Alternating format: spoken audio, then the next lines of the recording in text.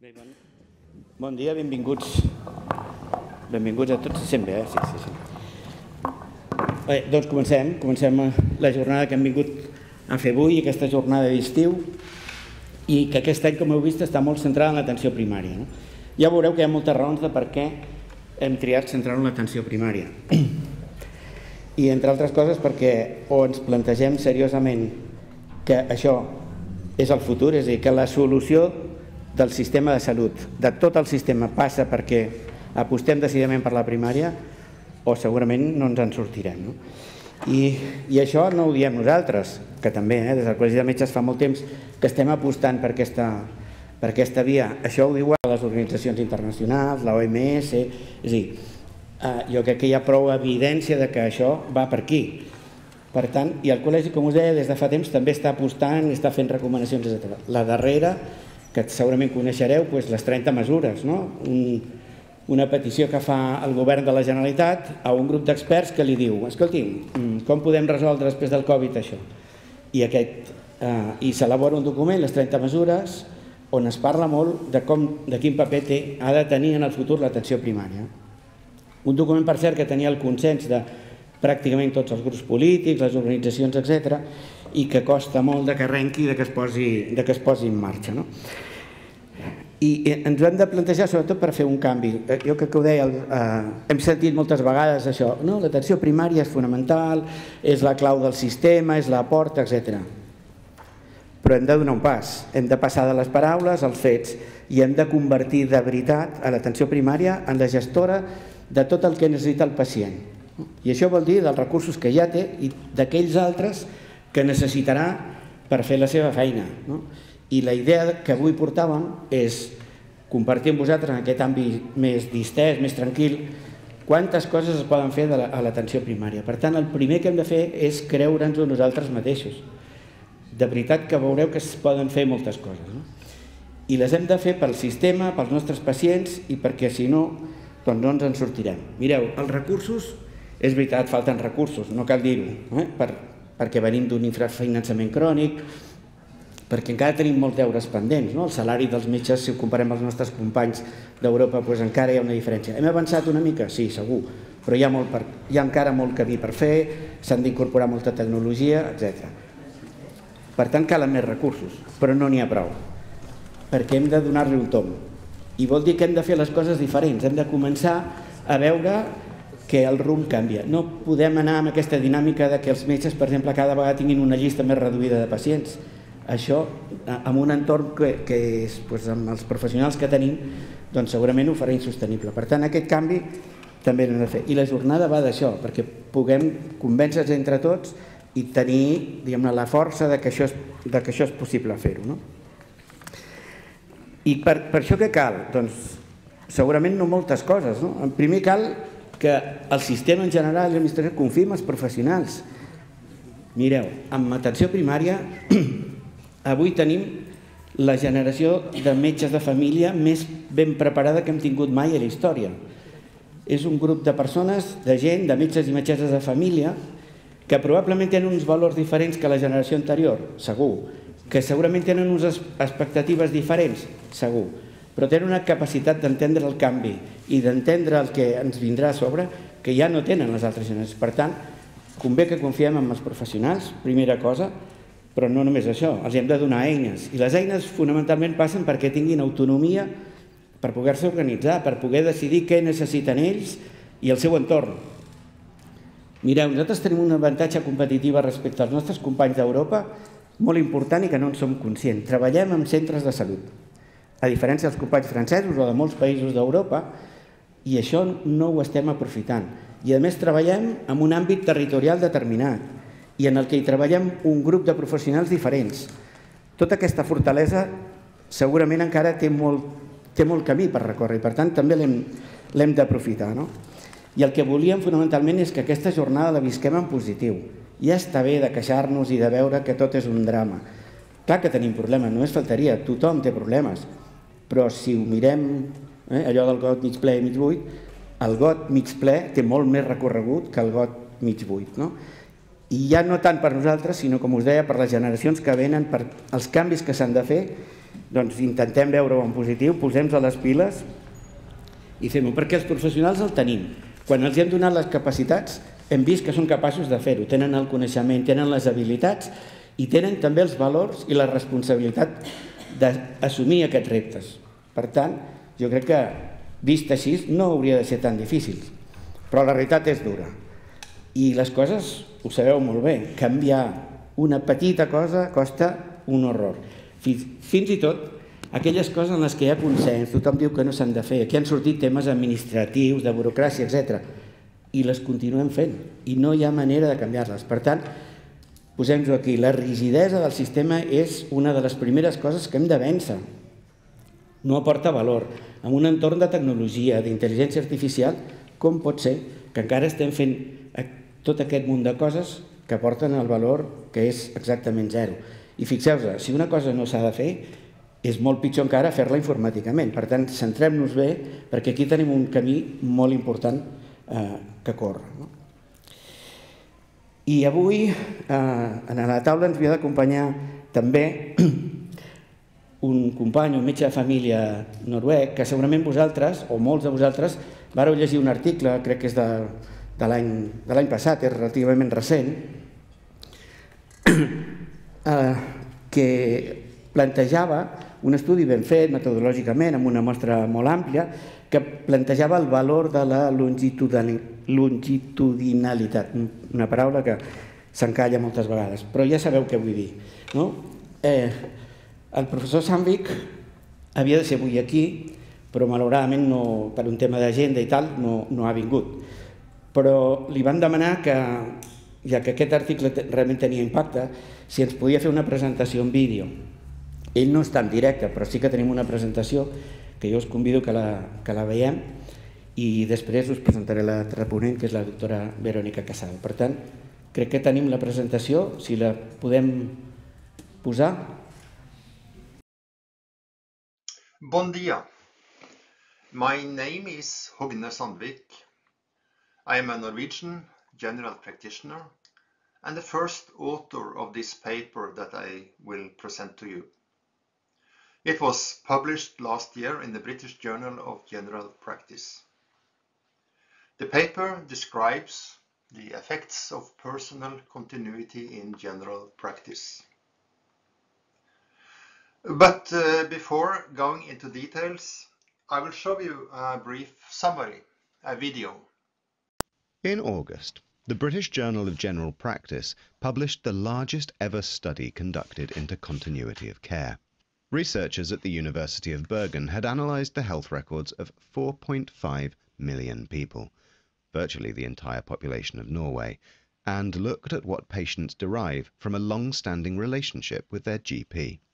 After adjusting for various confounding factors, what they discovered was little short of astounding.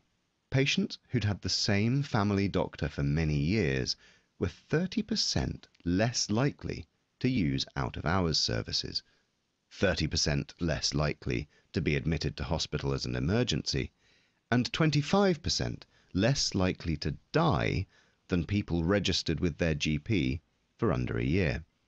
The risk of needing emergency care or dying began to decrease once patients had been with the same doctor for as little as 2 years, and continued to fall steadily thereafter. This dose-response relationship, in which the more you have of something the more you benefit, strongly implies causality. Knowing and being known by your GP really is good for your health. The present organization of Norwegian General Practice was established in 2001. It is called the Regular General Practitioner Scheme, the RGP scheme. It has become very popular and covers the entire population. The scheme is a list system financed by capitation and fee for service. Usually 3 to 6 GPs work together in small clinics, but they have individual personal lists. Today, the average List size is approximately 1,000. Our study was based on linking 4 national databases.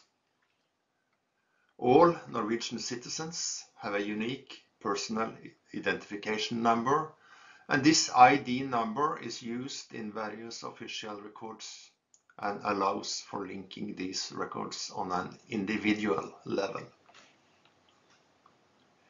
Statistics Norway provided demographic data about all inhabitants. The RGP registry contains information about all GPs and their listed patients. All patient contacts with GPs and out-of-hour services are reported to a central database called Control and Payment of Reimbursement to Health Service Providers.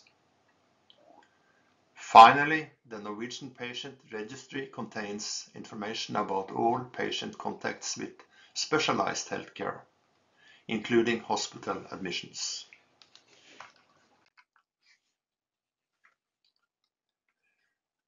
Okay, then I will explain in more detail how this study was conducted. Our idea was that the duration of the doctor-patient relationship, the personal continuity, was important. This was our explanatory variable in the analysis. We had 3 dependent variables, all of which were outcomes in the year 2018, namely use of out-of-hour services, acute hospitalizations, and mortality. You will realize that these are complex associations. There are many possible confounders that affect our outcomes. However, we were able to adjust our analysis by including covariates, adjustment variables, from the databases I just described. First, we included several patient-related covariates. Age and morbidity are important examples of such confounders that may determine use of out-of-hour services, hospitalization, and death.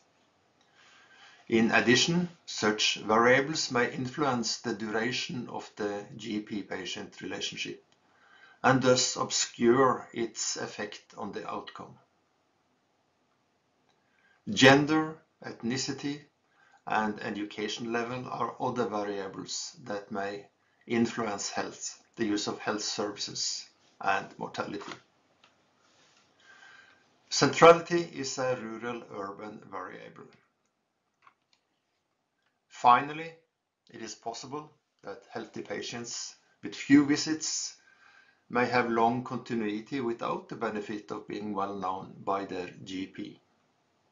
Therefore, we also included the frequency of visits to the GP as a covariate. Morbidity was defined by the Charlson score, which is based on 14 groups of ICD-10 codes used in specialist and hospital care. Any use of the relevant ICD-10 codes during the 3 preceding years, be it outpatient or inpatient, was recorded.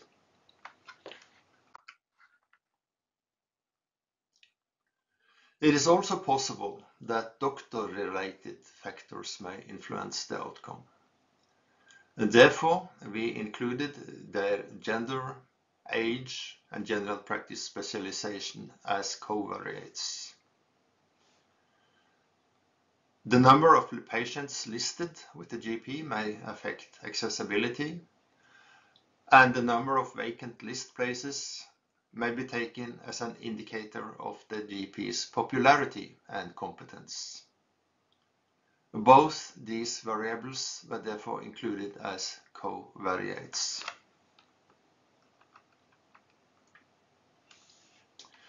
Okay, now we had a lot of variables that were included in 3 multiple logistic regression analyses, one for each of the 3 outcomes. Thus, we analyzed the association between continuity and our outcomes, adjusted for all covariates. Approximately 4.5 million individuals were included in the analysis.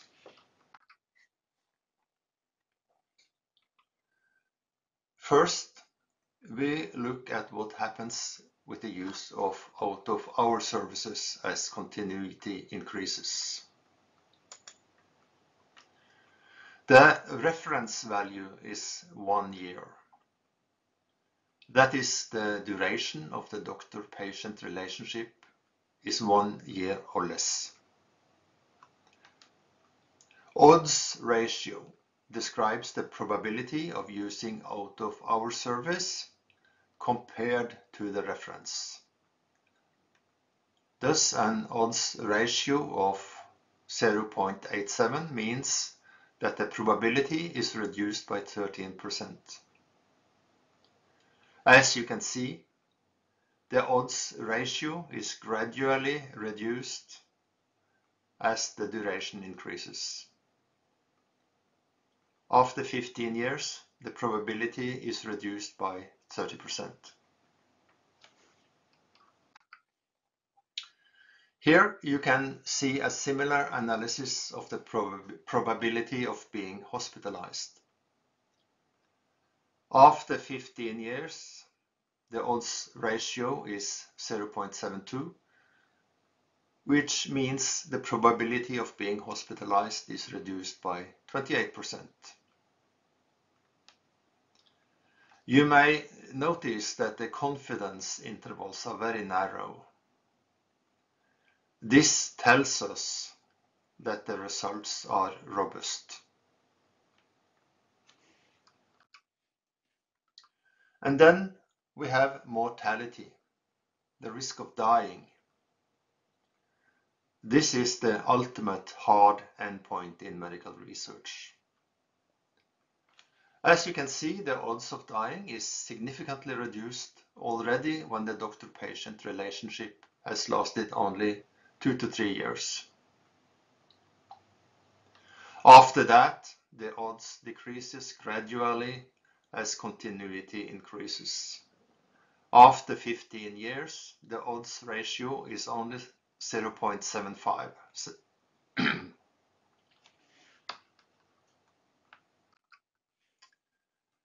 All 3 analyses are shown in this figure. You can see that there is a dose-response relationship between continuity and the 3 outcomes. As the duration of the doctor-patient relationship increases, the probability of the outcomes is reduced.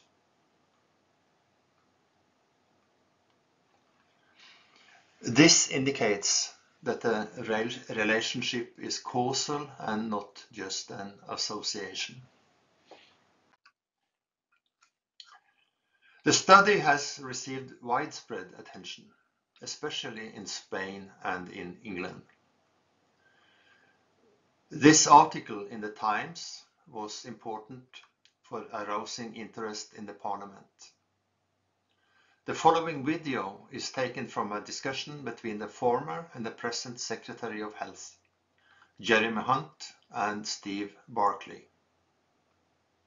Could I recommend some scintillating summer reading for the Secretary of State, which is the study of 4.5 million patients that showed that people who see the same GP over a long period of time are 30% less likely to go to hospital and 25% less likely to die. Will he, after reading that, consider changing the GP contract to get rid of the micromanagement and replace it with what doctors and patients both want, which is to have a long-term relationship? Well, firstly, Mr. Speaker, I think he knows me well enough to know that anything which is data-driven, that I will have a very close interest in reading. Spanish doctors seem to have taken a special interest in the paper. I have noticed many hundred tweets, including this nice poster. Well, by this I end my presentation. I wish you good luck in developing and strengthening general practice in your healthcare system. Promoting personal continuity is important. Gracias per la vostra atención.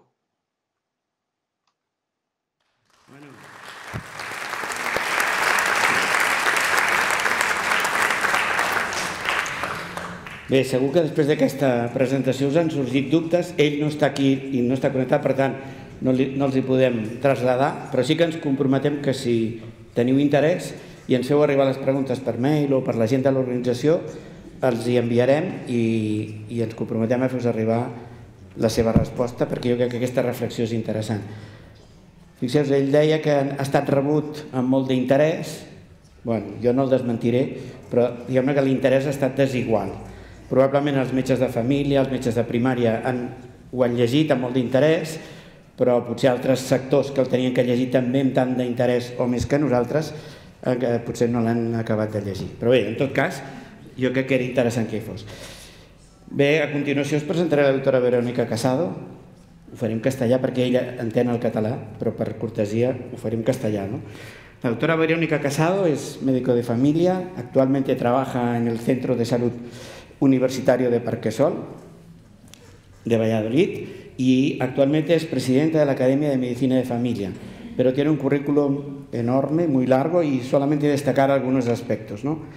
Fue directora general, gerente y coordinadora de un área de salud hace ya unos cuantos años en Valladolid, que creo que cuando empezó tenía un único centro de salud y cuando acabó tenía 16 centros de salud. Fue subdirectora general de Planificación Sanitaria del Ministerio de Sanidad en Madrid. Ha sido colaboradora durante casi 9 años, o quizá un poco más, de la OMS. Ha sido presidenta de la Sociedad Castellano-Leonesa de Medicina Familiar y Comunitaria. Ha sido presidenta y fundadora del Secretariat Europeu de Prácticas de Salud Comunitaria, que está con sede en Bruselas. Fue presidenta de la Comisión Nacional de la Especialidad de Medicina Familiar y Comunitaria durante 11 años, que por cierto fue un periodo muy productivo, donde se redactó un nuevo programa de la especialidad, se pasó de 3 a 4 años el periodo de especialidad y además fue la impulsora y la que dirigió el proceso de homologación de más de 8.000 médicos que optaban, reunían las condiciones para obtener el título de especialista en medicina familiar y comunitaria. Fue también vicepresidenta del Consejo Nacional de Especialidades de Ciencias de la Salud, es profesora asociada en Ciencias de la Salud de la Facultad de Medicina de Valladolid, responsable de la unidad docente, nunca ha dejado esta parte de docencia, siempre entre la asistencia y la docencia ha formado parte de su actividad fundamental.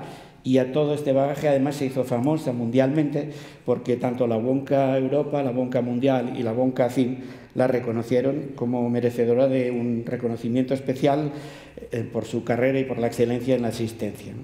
Además, recientemente fue consejera de Sanidad del Gobierno de Castilla y León y ahora ha vuelto a la asistencia y creo que ya lleva casi 30 años o quizá un poco más sin dejar la asistencia excepto periodos muy cortos.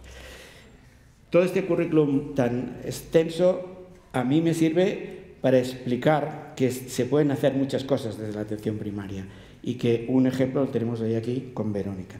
Pero además quiero decirles que ha hecho un esfuerzo espectacular.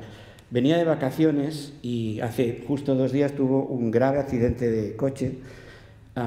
Afortunadamente salió ilesa, aunque muy magullada, y tanto ella como la familia están bien, por tanto no tenemos que... Pero no es fácil venir de Valladolid después de haber sufrido un grave accidente de coche. Por tanto, te agradecemos mucho que estés aquí, especialmente por el esfuerzo que has hecho. Gracias, Verónica, cuando quieras.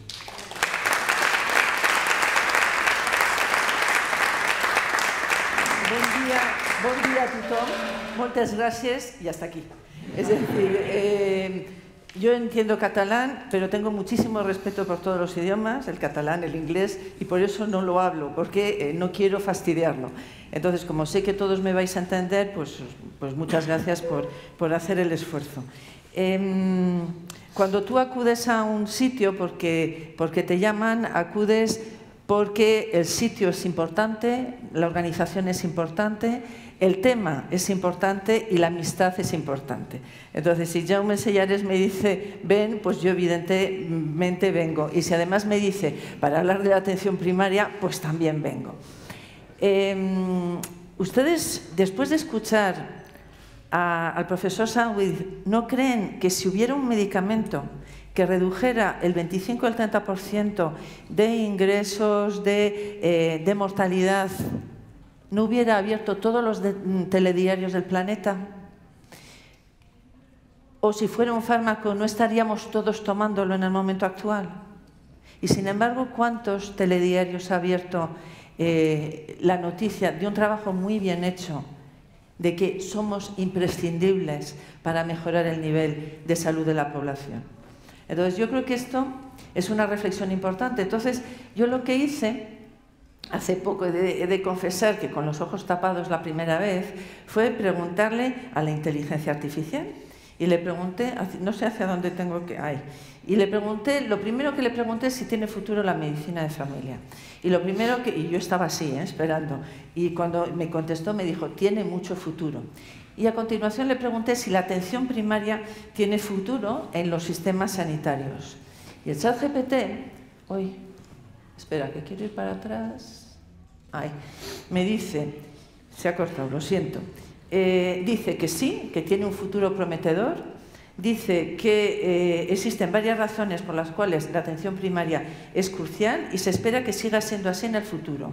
Por accesibilidad, por continuidad de la atención, por prevención y detección temprana, por eficiencia y por reducción de costes. Dice también que la atención primaria se considera un enfoque rentable para el sistema de salud, porque promueve una utilización más eficiente de los recursos, al proporcionar atención básica y abordar problemas de salud en las primeras etapas, se pueden prevenir complicaciones costosas y hospitalizaciones innecesarias. Si bien los sistemas de salud pueden enfrentar desafíos y presiones debido al aumento de la demanda y las complejidades de la atención médica, la tecnología, los nuevos medicamentos, la atención primaria sigue siendo esencial para garantizar la salud y el bienestar de las personas. Su enfoque centrado en el paciente, su capacidad para coordinar la atención y su énfasis en la prevención la convierten en la piedra angular de los sistemas sanitarios eficientes y efectivos. Y esto lo dice la inteligencia artificial. Claro, la reflexión es ¿por qué dice esto la inteligencia artificial? Porque yo esto lo podría haber escrito. Vamos, si me hubiera fumado un puro. O sea, hubiera cogido y hubiera dicho las mismas cosas. ¿Qué hace la inteligencia artificial? Pues hace una cosa muy sencilla, que es revisar las evidencias científicas. Lo que hace la inteligencia artificial es ver qué publicaciones hay y qué es lo que dicen. Y desde la década de los 90 del siglo pasado hay muchísima literatura y yo he elegido las que a mí más me han impactado a lo largo de la carrera, pero todas van en el mismo sentido. Todas dicen que la atención primaria fuerte está asociada con una mejor salud de la población, con mejor salud autopercibida y con menos hospitalizaciones innecesarias. Nos dice también que las personas que sufren enfermedades crónicas o tienen multimorbilidad, que eso los vemos todos los días, si son atendidas por un médico de familia, tienen mejor expectativa de vida. También hay un estudio que dice que si un paciente tiene varias enfermedades y es tratado por más de 3 especialistas hospitalarios, sin nadie que lo coordine, sin nadie que haga conciliación diagnóstica, sin nadie que haga conciliación terapéutica, disminuye su esperanza de vida. No porque lo hagan mal, no, sino porque el cardiólogo se centra en el corazón, el traumatólogo en el hueso, etcétera, etcétera. Pero si no hay nadie que sea capaz de conciliar y coordinar eso, las posibilidades de morir son más altas. También se sabe que en Europa, y a veces esto se nos olvida a nosotros, se considera que aquellos sistemas de salud que tienen una mejor atención primaria tienen mejores niveles de salud, y los considerados como mejores en atención primaria con mejores niveles de salud, pues casualmente vemos Países Bajos, Reino Unido, España, Finlandia y Dinamarca. Les aconsejo, si no lo han hecho ya, estudiar todos los documentos de Gringos. Gringos publicó en el año 2015 en el Observatorio de la Organización Mundial de la Salud, publicó un trabajo con 115 indicadores de estructura, proceso y resultados, viendo cómo era la atención primaria de 31 países. Y resulta que España siempre estaba entre los 3 primeros, la primera, la segunda, la tercera, en los diferentes indicadores. Y esto nosotros no lo damos valor, es decir, estamos tan inmersos en la cultura de uy, me falta, uy, no tengo, uy, que no nos damos cuenta del inmenso valor que tenemos para la salud y que nos lo reconocen desde fuera. Lo que está claro es que la variable de la atención primaria que más se relaciona con los niveles de salud es el número de médicos de familia. El grupo de investigadores de Barbara Starfield, y en este caso concreto fue Macintosh, el que lo publicó, decía que por más de un médico de familia por 10.000 habitantes disminuía la mortalidad en un 5,3%. Es decir, también él demostró que tener médicos de familia disminuye la mortalidad. Pero no toda la atención primaria vale. Es decir, la atención primaria, para que realmente seamos fuertes, seamos poderosos, necesitamos 3 características: la accesibilidad, la longitudinalidad, como bien ha demostrado el profesor Sandvik, y necesitamos la globalidad, es decir, la promoción, la prevención de la salud. Esas 3 características son las que hacen que haya los indicadores de mortalidad y morbilidad evitable e imputable a la atención primaria disminuyan. Y eso está demostrado clarísimamente. Si tocamos cualquiera de ellas, si fragilizamos la atención primaria, si no la damos potencia, evidentemente disminuimos la eficacia de nivel y evidentemente se disminuye el nivel de salud, y por eso esta mesa se titula como se titula: Atención primaria, inversión de salud, porque es así, porque está claramente demostrado. Y como muy bien nos ha explicado ahora el profesor Sandvik, pues, lo que está claro es que una relación estable con el mismo médico de familia durante más de 15 años tiene estos impactos. Y vuelvo a decir, ¿cuántos telediarios ha abierto esta noticia? Muy pocos. Pero nosotros tenemos que ser los que lo digamos. Porque si no, lo único que se ven son las debilidades. Evidentemente tenemos debilidades y evidentemente las tenemos que poner encima de la mesa si las queremos corregir, porque si no las vemos, no las podemos corregir. Ha habido una financiación insuficiente. No puede ser que la atención primaria tenga un 14% del gasto. Yo lo subí al 20% en Castilla y León y me cesaron a los pocos días. Entonces, no sé, creo que no fue por eso, ¿verdad? Pero tengo yo mis dudas. ¿Qué es lo que pasa cuando hay un problema, cuando hay un riesgo? ¿Qué es lo primero que se descapitaliza? La atención primaria. La atención primaria se descapitaliza inmediatamente. ¿Por qué? Tenemos un problema muy gordo.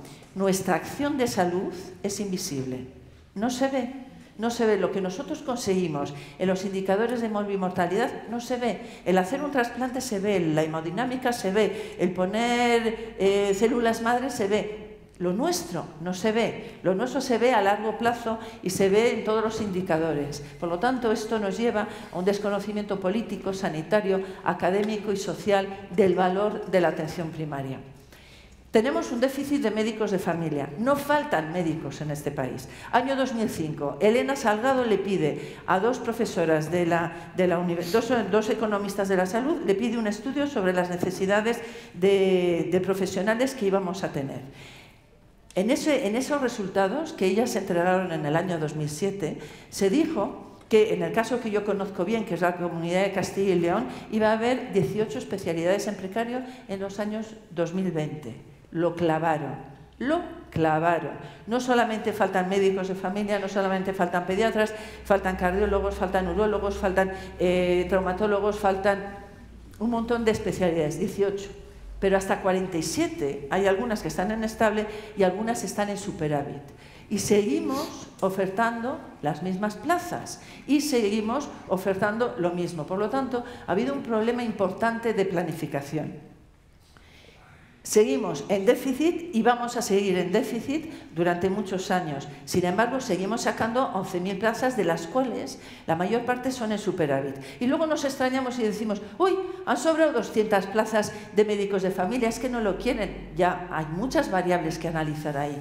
Muchas variables que analizar ahí, desde la situación en la que está atención primaria, su financiación, la facilidad del trabajo, pero también es verdad que si tú ofreces una plaza de neurofisiólogo en el Hospital Río Ortega versus a irte a formar a Miranda de Ebro en el norte de Burgos, pues entonces a lo mejor eliges la de neurofisiólogo, entre otras cosas porque la otra la conoces menos, porque has estado menos expuesto a la formación a nivel de atención primaria. Por lo tanto, eso hay que valorarlo, y lo que tenemos que valorar y lo que necesitamos urgentemente es que haya una planificación real de las necesidades de recursos humanos que tenemos, porque lo que hace es que si nosotros estamos formando mucho más especialistas hospitalarios, no cumplimos el indicador clave, que es el 50% de médicos de familia en el Sistema Nacional de Salud y el 50% de médicos hospitalarios. Ahora mismo estamos en un 33%, señores, empezamos con un 42% y ahora estamos en un 33%, porque si tú estás formando a mucha gente, hacen presión y esa presión se convierte en plazas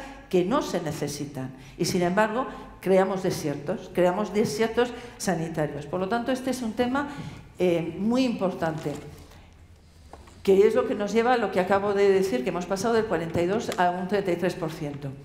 No somos, a pesar de que la ley lo dice, no somos el eje estratégico, no somos el centro del sistema, no lo somos. Es verdad que somos la puerta de entrada y, como antes te ha dicho, somos la puerta, yo lo digo muchas veces, la puerta de entrada, la cocina, el comedor y hasta el váter en algunas ocasiones. Es decir, nosotros estamos todo el rato con los pacientes, o sea, no solamente somos la puerta de entrada, sino que tenemos que ser el eje estratégico.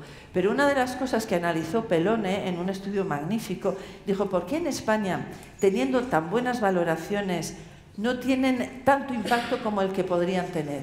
Pues ellos decían por dos razones, por la financiación y por el poder de regulación. No tenemos poder de regulación, no lo tenemos. Y no tener poder de regulación nos lleva a la secretarización de la atención primaria, es decir, haz las recetas del señor que le ha atendido en urgencias o le ha atendido en la planta, haz tú la baja, etcétera, etcétera. O la uberización. Hay mucha gente que lo que quiere, no los crónicos ni la gente mayor, pero sí hay mucha gente que quiere rapidez, y yo quiero el Uber ya, y a mí déjame de listas de espera y yo lo quiero ya. Entonces, todas esas cosas son debilidades que tenemos que atajar. Si no hacemos las cosas bien, si no potenciamos la globalidad, si no potenciamos la accesibilidad, si no potenciamos la longitudinalidad, disminuimos la eficacia del nivel. Y no podemos olvidar que el propio Banco Mundial llegó a decir en un momento determinado que si no hay una atención primaria fuerte, la atención secundaria y terciaria disminuye. No va a ser fuerte tampoco. Es decir, para tener un sistema sanitario muy solvente, esto es como los castellets que ustedes hacen aquí en Cataluña. O tienes una base fuerte o al 10º piso no se llega, o no sé cuántos pisos pueden llegar, pero no se llega, se cae toda la estructura. Por lo tanto, es fundamental que la atención primaria sea muy potente. Hay una sobrecarga asistencial, como antes se ha dicho muy bien, médico-centrista. O sea, nos llega una cantidad de cosas todos los días a la consulta, que pueden llegar a ser algunos días del 50%, que hay otros estamentos que lo pueden hacer mucho mejor que nosotros. O sea, a mí me preguntan cosas que yo qué sé, que lo podría haber resuelto un administrativo sanitario, no el médico. Entonces, todo acaba en el médico, hay muchísima burocracia y eso hay que sacarlo porque le quita valor al acto médico. Hay que hacer prácticas de valor. Entonces, lo que tenemos es que a veces hacemos poca clínica de valor, poca atención primaria y, desde luego, poca atención comunitaria, que es absolutamente clave para mejorar los niveles de salud de la población. Hemos mejorado mucho. De hecho, hay un 75% de facultades de medicina de España que tienen la asignatura de medicina familiar y comunitaria obligatoria. Es decir, esto han sido pasos de gigante, pero todavía nos queda mucho. Nos queda mucho porque todavía hay algunas facultades en las que no hay exposición a la atención primaria y se sabe que la elección vocacional tiene que ver mucho con el conocimiento. Yo nunca jamás me voy a enamorar de alguien a quien no conozco. Es imposible. Tú tienes que conocer. Para enamorarte de la atención primaria la tienes que conocer. Entonces es muy importante el tema de las facultades de medicina y la presencia no solamente como asignatura, no solamente como prácticas tuteladas, sino también como exposición transversal a lo largo, porque no puedo yo contar las otitis, si quien las ve soy yo, o la neumonía adquirida en la comunidad, o el acné grado 1 o grado 2, o muchísimas cosas. Es decir, que tenemos muchísimas posibilidades de intervención de una manera transversal, haciendo pensar como pensamos los médicos de familia desde el grado. Hay una enorme heterogeneidad de la asistencia y de la práctica asistencial. No tenemos sistemas de información buenos. Yo no sé, aquí en Cataluña no lo conozco, pero yo intenté mejorar el sistema de información que midiera resultados y que midiera desempeño. Y yo creo que es muy importante a la hora de planificar. Si eso no lo tenemos, planificamos muy a ciegas. Es difícil compaginar asistencia, docencia, gestión clínica e investigación. ¿Y qué nos ha llevado a esto? Pues nos ha llevado a un desgaste profesional. Es decir, hay profesionales que están cansados, después de la pandemia mucho más, con una sensación de baja autoestima y bajo orgullo de pertenencia, cuando esto no puede ser de ninguna de las maneras. No puede ser, por ser la especialidad más bonita del mundo y la atención primaria la más importante. Entonces, esto no puede ser y tenemos que trabajar para que esto mejore. Esa gráfica que hay arriba es Castilla y León. Somos 2.300 médicos de familia en Castilla y León. Nos podemos jubilar 1.100 en los próximos 3 años, 700 residentes formándose nuevos. Entonces, o seguimos formando y formamos más y además nos organizamos mejor. Entonces, todo esto hay que tenerlo en cuenta. Y aquí les traigo un ejemplo sobre la invisibilidad. Este es un paciente mío. Desde luego, ni se llama Andrés ni es esa foto. Es igual de guapo o más. Entonces, esta persona tiene 39 años, vino a mi consulta el 2 de diciembre del año 2022 y vino a la consulta porque le habían hecho un reconocimiento en la empresa. Le habían dicho que tenía la tensión alta y además le habían hecho unos análisis que tenía el colesterol y el azúcar alto. Y efectivamente lo comprobamos que no tenía una hipertensión arterial secundaria y hicimos una intervención solo con dieta y ejercicio. Y mucho hablar, y mucho educar, y mucho estar pendiente de él. Pero lo que está claro es que 6 meses después, el 6 de junio, pesaba 85 kilos, tenía una tensión arterial normal, un azúcar normal y unos colesteroles normales. El índice de riesgo inicial era del 7%, incluido un evento cardiovascular grave, y 1% ha sido 6 meses después. ¿Esto ha salido en los periódicos? Ni sale, y esto sucede todos los días en atención primaria en muchísimos pacientes de las personas que están probablemente en esta consulta. Sin embargo, lo que sí que impacta en los medios es que este chico, Andrés, 20 años después podría ser esa persona que está encima de esa camilla, gordo, que casi se cae por la camilla, pero lo que sale es la mesa basculante, la importancia de la hemodinámica, la importancia... No, esto es un fracaso. Es un fracaso nuestro y un fracaso de la medicina, porque esto ya lo decía Hipócrates. La mejor medicina de todas es enseñar a la gente cómo no necesitarla. Y ese es una de las grandes potencias de la atención primaria, la promoción de la salud y la prevención de la enfermedad. Y si esto no lo hacemos, pues lo tenemos complicado. En cuanto al desánimo y agotamiento de los profesionales, esto no es consuelo, eso de mal de muchos consuelo de tontos, pero lo cierto es que esto es algo que nos está afectando a todos los países. Hicieron un estudio, Stobe y colaboradores, en cuanto a eso, al desánimo y agotamiento. Y los que estábamos más agotados y más desanimados éramos los españoles. Utilizaron una escala de 1 a 5. Si se dan cuenta, ninguno supera, se me ha ido de la pantalla, pero ninguno supera el 3. Los más son los daneses, los noruegos no están nada mal, pero los daneses están en 2,9 y nosotros en 2,2. Es decir, no hay un gran entusiasmo general en la medicina de familia a nivel de todo el mundo, con lo cual también hay que reflexionar para hacer esto más potente. Y hay una cosa que decía Bárbara Starfield: si queremos que las personas en la base estén muy muy motivadas, hay que trabajar sus entornos laborales y probablemente pagarles más que a los cardiólogos, que a los neurólogos, etcétera, etcétera, porque su valor es muy importante a la hora de determinar la salud. Entonces, ellos lo que decían es que había un descontento generalizado entre los médicos generales en varios países, que la proporción de médicos de familia en el personal médico estaba disminuyendo a pesar de la creciente importancia de la atención primaria, es decir, se está produciendo esa distorsión y existe una fuerte relación entre el Producto Interior Bruto per cápita y la satisfacción laboral de los médicos de familia. Tenemos amenazas, tenemos varias amenazas, es decir, no solamente tenemos debilidades, sino amenazas de fuera, que es el hospitalocentrismo financiero, asistencial, docente, investigador y mediático. Y esa es una realidad. Tenemos un peligro de no sostenibilidad por la descapitalización de la atención primaria, que es lo primero, el chocolate al loro. O sea, vamos a quitar el chocolate al loro porque vamos a resolver la financiación de nuestra casa. Pues eso es lo que se hace muchas veces. También el pensar que la única solución que tiene el sistema sanitario pasa por la sanidad, ni muchísimo menos.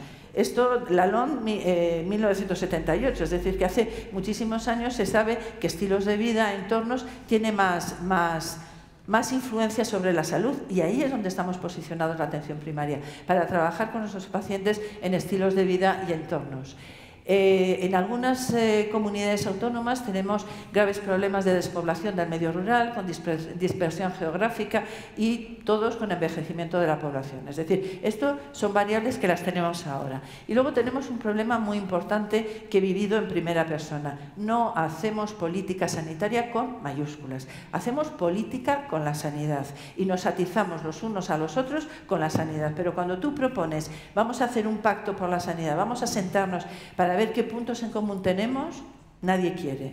Nadie quiere y da lo mismo, o sea, nadie quiere. Y eso es un problema importantísimo. Luego, también aquí se ha hablado, tenemos una resistencia al cambio. A mí me hacía mucha gracia esto. Bueno, les proponen que en vez de utilizar ruedas cuadradas, utilicen ruedas redondas. Y entonces dicen, no, gracias, estamos muy ocupados. Esto a lo mejor somos nosotros algunas veces. Es decir, a veces tenemos resistencia al cambio porque nos cuesta cambiar, porque estamos acomodados, porque creemos que lo que se está planteando va a ser mucho peor, o, bueno, esa resistencia al cambio que puede ser completamente natural, pero luego hay una resistencia al cambio interesada. Hay mucha gente que le interesa que esto no funcione, y como me interesa que no funcione, voy a hacer que no funcione. Y te voy a dar en todos los sitios para intentar que tú no progreses en las propuestas que estás haciendo. Y eso nos puede pasar mucho. Y eso genera algo que este señor, Daniel Kahneman, que es Premio Nobel de Economía y es psicólogo, y hablaba del ruido y cómo los ruidos influyen sobre las decisiones políticas. Y a veces el ruido mediático es el que hace, y nosotros hacemos ruido pero lo hacemos mal. Es decir, hacemos un ruido en negativo todo el rato, y eso yo creo que no es bueno. Entonces interesa más posicionar aquellos ruidos positivos, los que me dan a mí más gloria. ¿Cómo se comunica? Pues aquí hay dos noticias que a mí me ponen de los nervios. Bueno, dos noticias que una me pone de los nervios y otra me encanta. Y me explico. La primera, solo 45 de los 2.000 primeros MIRs eligen atención primaria. Primero, la atención primaria no es una especialidad, es un ámbito de trabajo. La especialidad es medicina familiar y comunitaria. Y segundo, dice que la especialidad que asume el 80-90% de los problemas de salud, no, asume el 100% y resuelve el 80-90%. O sea, no pueden tener más errores en cuatro líneas. Entonces, esa es la primera noticia. La otra, cogen a los que han elegido el MIR con los mejores números y dicen 7 magníficos del MIR. Y dicen la mejor definición que he oído yo de la medicina de familia. Dice, nos gusta ser médicos de alguien. Somos médicos de alguien, no somos médicos de un órgano, de un sistema, no somos médicos de alguien, de personas. Entonces, la definición es bonita y me gustó mucho esta noticia. Cuando hacemos el tratamiento del MIR, pues es que llama mucho la atención, porque es que fatal, han quedado 200 plazas vacantes, los peores números cogen medicina de familia. Hombre, señores, vamos a ver, estamos comparando dimensiones muy diferentes. El primer número que eligió este año medicina de familia lo eligió con el número 14. éramos el número 15 en número de plazas elegidas de las 46 especialidades cuando los dos primeros números habían elegido, que es cuando todas las especialidades tienen oferta de plazas. En ese momento, 6 especialidades no habían elegido ninguna. 14 entre 1 y 10, 4 entre 10 y 20 y 5 entre 20 y 42. Es decir, eso de solo han elegido 45 o 46 ya es torticero. Pero también hay que saber que hay 45 especialidades que ofertan 6.095 plazas entre 10 y 413 plazas. La media son 135. Medicina de familia, 2.455. Siempre tendremos que estar en la cola. No vamos a poder coger los 2.000 primeros, a no ser que todos quieran ser médicos de familia, y esto afortunadamente no va a ser así. Y digo afortunadamente.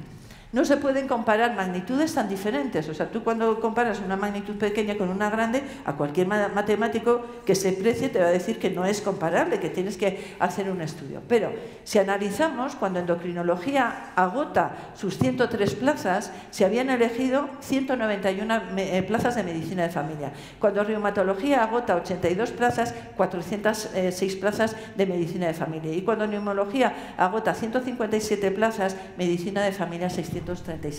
Es decir, que los datos los podemos comunicar de maneras distintas, de maneras muy, muy distintas. Entonces, lo que está claro es que nosotros ahora mismo estamos en una situación de crisis. Todas las crisis pueden ser crisis de desarrollo, es decir, podemos y debemos dar una patada para arriba y subir. Tenemos una crisis política, por lo que decía antes. No hay manera de que se sienten los políticos a hacer un pacto por la sanidad, pero yo creo que lo tenemos que exigir. Se está tocando el modelo en algunos sitios, y tocar el modelo significa que tenemos un modelo del Sistema Nacional de Salud con un eje central estratégico puerta de entrada, que es la atención primaria. Y en algunas comunidades se está empezando a tocar ese modelo. Y eso tenemos que ser muy cuidadosos, porque lo que está claro es que también los estudios demuestran que el Sistema Nacional de Salud público con eje estratégico en atención primaria mejora los niveles de salud. Es inversión en salud. Sin embargo, otros modelos disminuyen, y hay estudios preciosos que se acaban de publicar en el Reino Unido diciendo que genera muertes. Y es verdad, es decir, que lo que no genera salud genera muerte. Por lo tanto, cuidado con estos cambios. Se produce descapitalización financiera y de recursos en atención primaria. Esa mala planificación que se ha hecho de los médicos de familia, a mí me pasó en el año 2014. Tú córtame, porque puedo ser como Fidel Castro, ¿eh? Puedo estar aquí 7 horas dándole al pico. En el año 2014 yo solicité para formar, cuando era presidenta de la Comisión Nacional, 2.500 plazas de médico de familia. El entonces director de Recursos Humanos, que no es el que tenemos ahí, sino otro, bastante distinto, me dijo: mira, Verónica, a los médicos de familia no interesáis ni a la universidad ni interesáis a las comunidades autónomas. 1.600 plazas de formación. Que se lo expliquen ahora al Bierzo, a Miranda de Ebro y a todos los pueblos o los sitios a donde no están llegando médicos de familia, porque tenemos un problema de oferta y demanda clarísimo. Y si en ese momento se hubiera hecho un poquito de caso a todos los estudios que presentábamos, a lo mejor no estaríamos con el déficit de médicos de familia, que sí que lo hay. Tenemos un problema de planificación, como acabo de decir, un problema de gestión, porque no tenemos poder de regulación en el sistema, y un poder de organización interna. Es decir, la burocratización que tenemos hay que sacarla de alguna manera de nuestras consultas. Entonces, hay que tener estrategias y tácticas. La primera es aumentar el valor de algo. ¿Cómo aumento el valor de algo? Blindando sus características, y por otra, poner en valor algo. Tenemos que nosotros mismos poner en valor lo que hacemos, demostrar lo que hacemos, estar orgullosos de lo que hacemos. Entonces, lo que está claro es que tenemos que tener un modelo del Sistema Nacional de Salud público con una financiación de la sanidad mejor que la que tenemos en general, es decir, con un Producto Interior Bruto más alto del que tenemos, y desde luego con una financiación blindada finalista para la atención primaria. Tenemos que planificar mejor tantos recursos, tenemos que mejorar nuestra organización, nuestra gestión, la comunicación que hacemos interna y externa, trabajar en la universidad y en la formación especializada. Y cuando digo trabajar en la formación especializada, no digo solamente, yo he sido muy defensora de la troncalidad, porque siempre he pensado que también los especialistas de otras especialidades podrían beneficiarse de aprender con los médicos de familia, aprender en la atención primaria, porque es donde nacen las enfermedades que ellos van a ver después. Por lo tanto, hay que trabajar en todo eso. ¿Y qué hay que hacer? Fortalecer la accesibilidad, la longitudinalidad y la globalidad. Proteger esto es fundamental. Es fundamental si queremos que la atención primaria funcione, dar poder de gestión, organización y regulación a la atención primaria, fortalecer la comunidad y el domicilio, en vez de hacer tanto acto burocrático, a lo mejor hacer alguna actividad con activos comunitarios podría venirnos muchísimo mejor para mejorar la salud, fortalecer la financiación y la recapitalización, fortalecer los sistemas de información, fortalecer la formación generalista en el grado, es fundamental. Los cachitólogos están muy bien, pero no es eso lo que se necesita alguien con perspectiva biopsicosocial y global y desde el grado. Fortalecer la investigación y la formación en la atención primaria y poner en valor la atención primaria y sus profesionales con reconocimiento y prestigio. Hicimos una encuesta a los alumnos hace unos años, 5.000 alumnos en todas las facultades de medicina, y todos reconocían que el 90% decían que tenía que estar la atención primaria como medio de aprendizaje y los médicos de familia como profesores enseñando medicina de familia. Todos los años nosotros sacamos un 9,5, los mejores con diferencia en cuanto a las percepciones de los alumnos.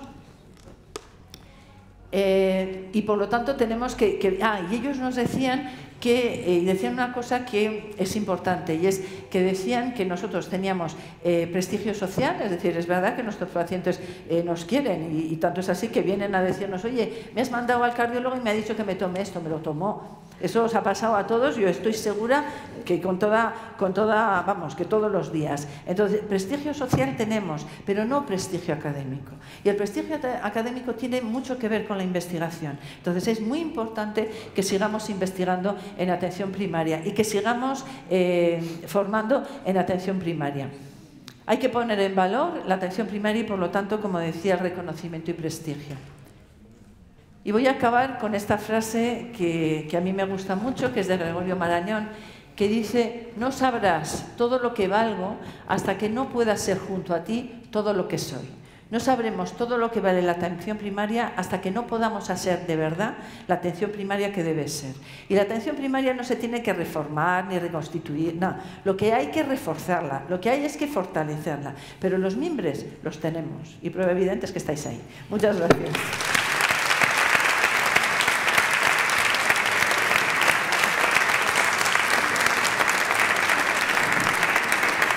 Perfecte en el tiempo. No m'he passat de temps? No. Bueno, jo crec que hem anat de temps, inclús hem anat bé, i per tant, bueno, primer, gràcies Verònica. Ens queda algun minut, per tant, si algú vol fer algun comentari, alguna pregunta, doncs aprofitarem aquests minuts que ens queden. Per tant, us passo la paraula. Qui s'atreveix a fer alguna... Ja sé que després d'aquesta riuada és difícil puntualitzar o arreglar-ho, però... Tenim un micro, sí, Doctora Serrarols. A nosotros nos toca hablar después, yo creo que ya nos podemos ir, porque lo ha dicho todo y muy bien, ¿no? Felicidades. A ver, todo esto que todos lo vemos tan claro, ¿qué palancas tenemos en nuestras manos para poder llegar a esto?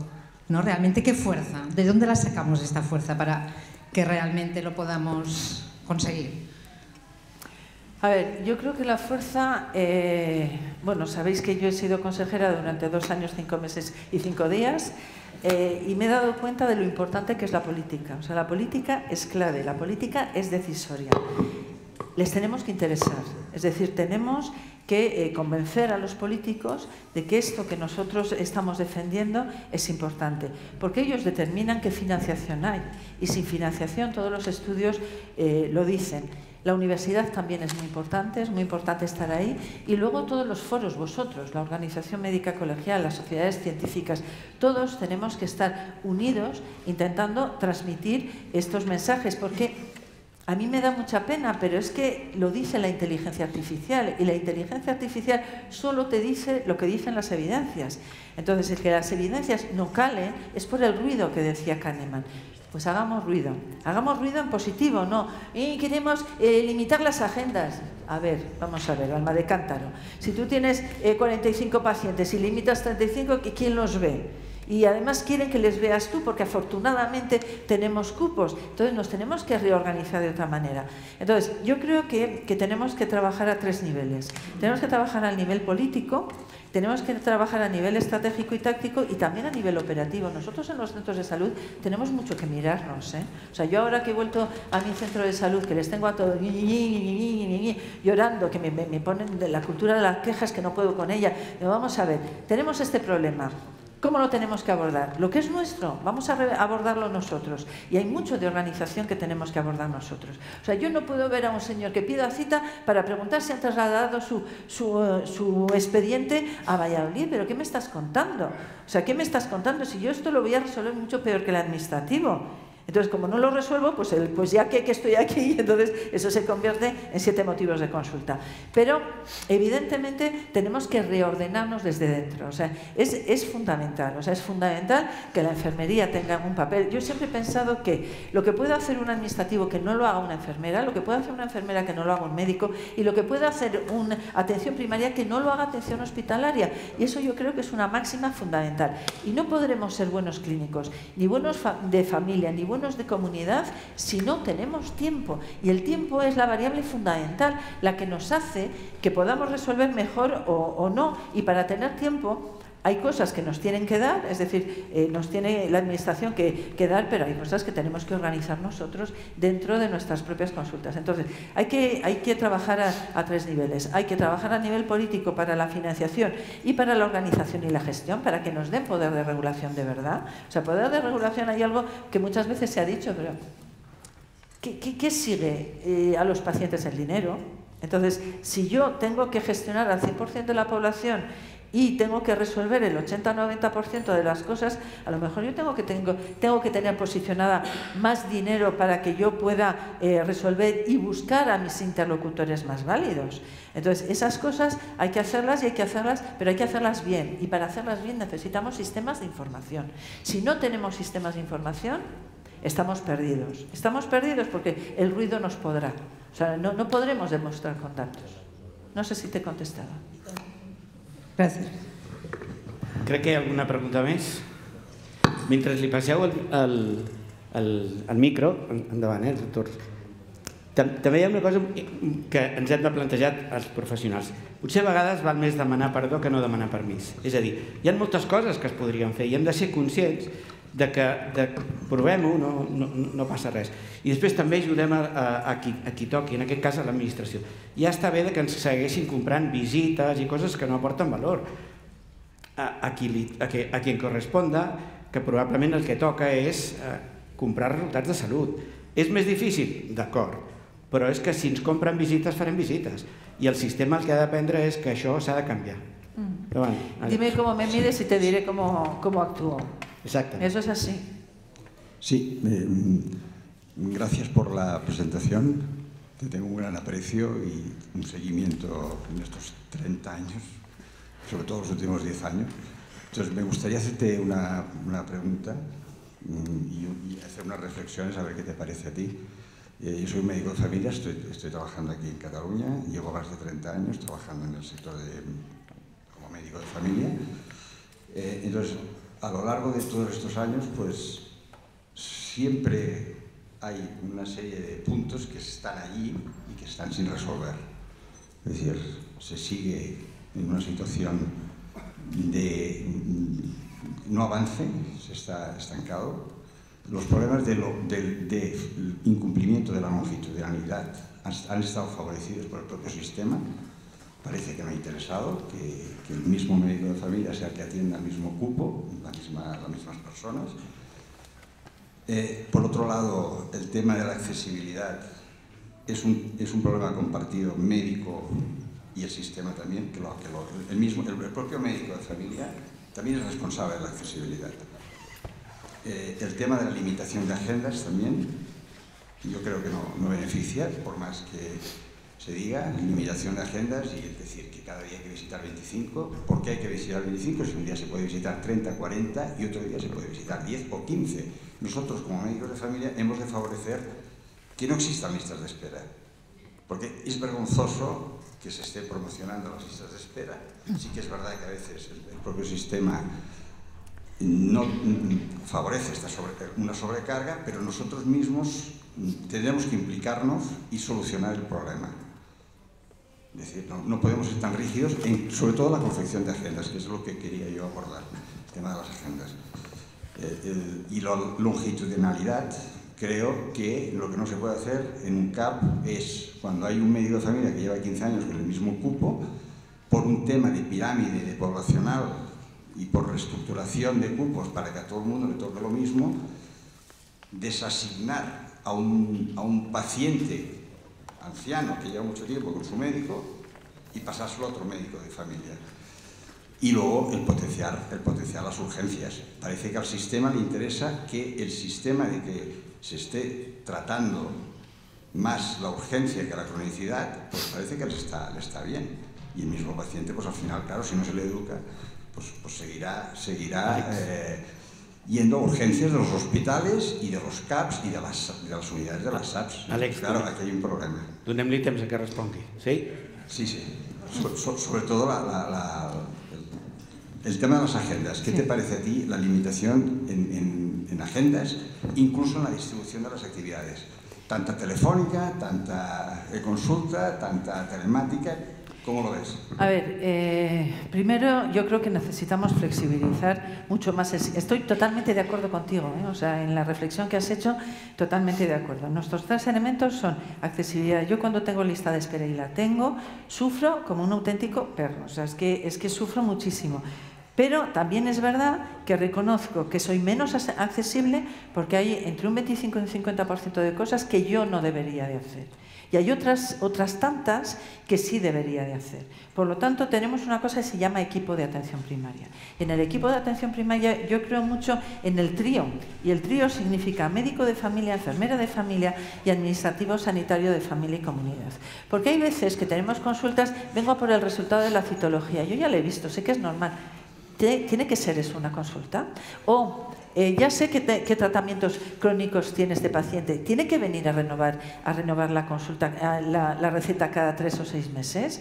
A una consulta. Es decir, hay mucho interno que para confeccionar bien las agendas la tenemos que decir. Ahora, a los que están ahora se les ha ocurrido que tiene que ser el 80% presencial y el 80% no presencial. No, nosotros ya lo que hicimos es que decidiera el paciente. Y yo hay días que tengo el 50% no presencial y hay otros días que tengo el 20%. Es decir, que depende de la elección de los pacientes, porque hay muchas cosas que sobre la longitudinalidad y el conocimiento del paciente tú vas a resolver perfectamente, porque si yo tengo al teléfono a alguien que no conozco, yo tiemblo, pero si tengo al teléfono a alguien que llevo más de 30 años siendo su médico, me lo sé del derecho y del revés y me está contando un problema de salud que estoy controlándolo, lo puedo hacer por teléfono. Déjame a mí que decida cómo lo gestiono. Por lo tanto, yo creo que las agendas tienen que ser... El problema, ¿sabes cuál es el problema fundamental? Y yo eso lo he vivido... No, si me mataré.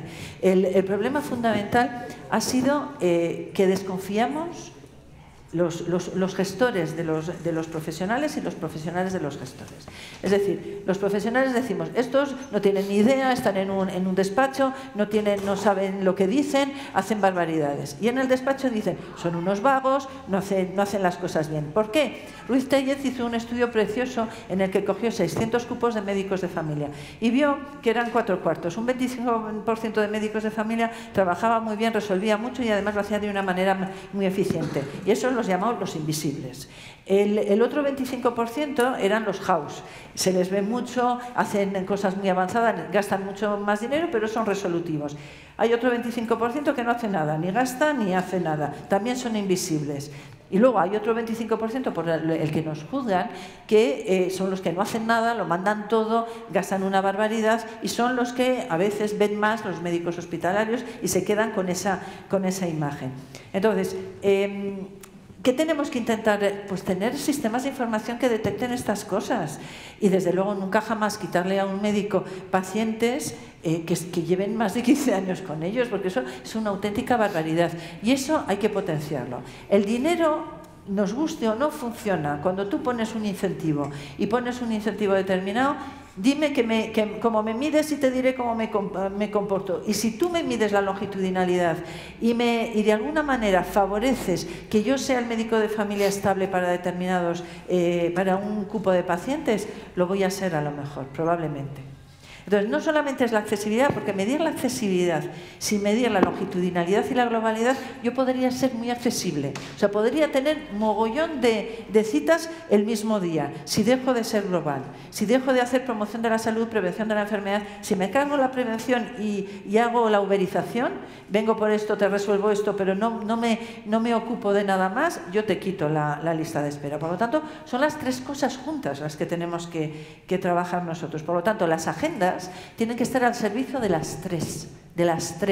Y las agendas tienen que ser compartidas con médico de familia y con administrativo de familia. De alguna manera, el administrativo puede responder en primera instancia y puede resolver muchas de las cosas que no tienen que llegar al médico y lo puede organizar. Entonces, yo creo que las agendas tienen que ser agendas inteligentes. Y son más inteligentes si las gestionamos nosotros con cabeza. Es verdad que siempre te dicen el ejemplo, es que se lo llena de recetas Pues claro, bueno, pues ten mecanismos de sistemas de información que detecten al listo, pero no nos penalices a todos. No sé si te he contestado. Sí. Bé, anem fora de temps, però no patiu, perquè la Verònica encara estarà una estona i en el cafè segur que podrem acabar de compartir. Crec que el doctor Pedrós ha demanat la paraula. Sí? Clar, havíem tancat, però jo al doctor Pedrós li donarem un minut més. Si quiere hablar el doctor Pedrós, por Dios.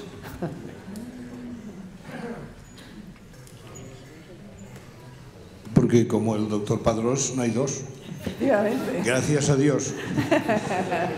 Verónica, gracias por tu exposición. Lo que pasa es que has explicado tantas cosas que necesitaríamos capítulos distintos para abordaje. Yo, si me permites, primero felicitarte por la exposición, pero quisiera poder discrepar. Bien. Yo sí que estoy a favor de la transformación del sistema sanitario y de la atención primaria. Nosotros tenemos un modelo en el Estado español que no es homologable a los países más avanzados de Europa. Es un modelo que hace perder la profesionalidad de los médicos de familia, porque no les da toda la potencialidad que les permitiría para poder ejercer y desarrollar toda su potencialidad. Y de hecho lo que observamos cuando hay este desgaste, por muchos factores, tiene que ver con la visión que tienen muchos políticos y también parte de la sociedad de convertir la atención primaria en una cadena de producción, donde acaba siendo el cajón desastre de cosas que no tienen nada que ver con la salud. En este momento lo que tenemos es una situación de inmovilidad, también nuestra, porque al final te acostumbras, a mí me pagan, tengo el sueldo cada mes, perdonad, però jo ara tinc que fer una exposició, entiendes el català? Sí. Bé.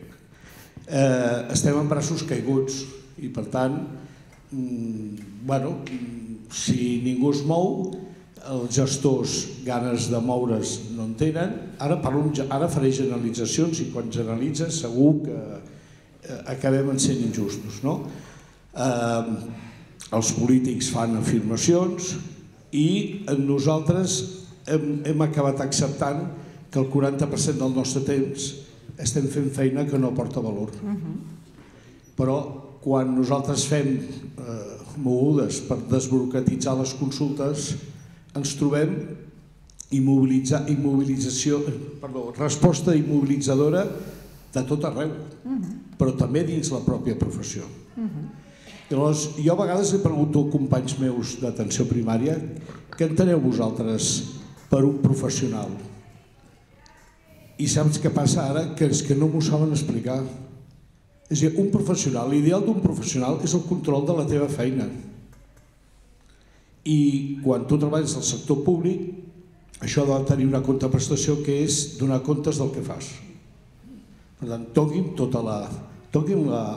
a mi el que haig de fer i jo ja m'organitzaré. Això és l'aspiració que hauria de tenir l'atenció primària. Si l'atenció primària vol ser la porta d'entrada del sistema, ha de tenir tots els instruments i organitzar-se. Segona, estic absolutament amb tu amb els sistemes d'informació i és una de les crítiques que fem a l'administració. Per què estan avaluats? Per què no premiem les bones pràctiques i les posem de referència per la resta? No, aleshores, de què serveix treballar bé si resulta que quedes invisibilitzat?